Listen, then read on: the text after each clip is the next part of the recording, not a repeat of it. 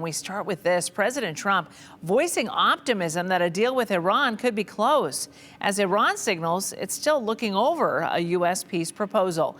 And even as oil prices fell and stocks soared on news of a possible deal, a new flare-up has underscored the uncertainty here.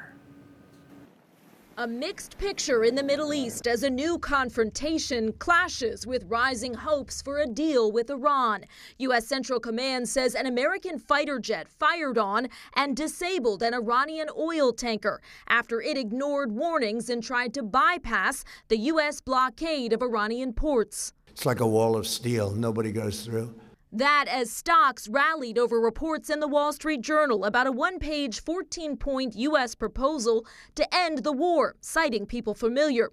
Iranian media quoted a foreign ministry spokesperson saying a U.S. proposal is under review. We've had very good talks over the last 24 hours, and it's very possible that we'll make a deal. New NBC News reporting reveals President Trump paused his Project Freedom effort to guide ships through the Strait of Hormuz after pushback from a key U.S. ally.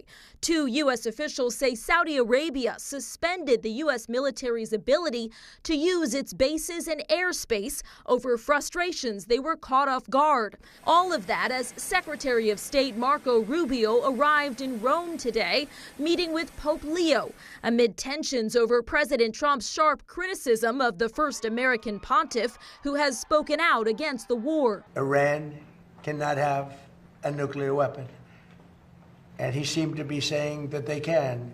The Pope rejects that, saying the Catholic Church has always opposed nuclear weapons. I always believe that it's much better to enter into dialogue than to look for arms. Secretary Rubio denied his visit is meant to smooth relations with the Vatican. In Washington, Alice Barr, NBC News.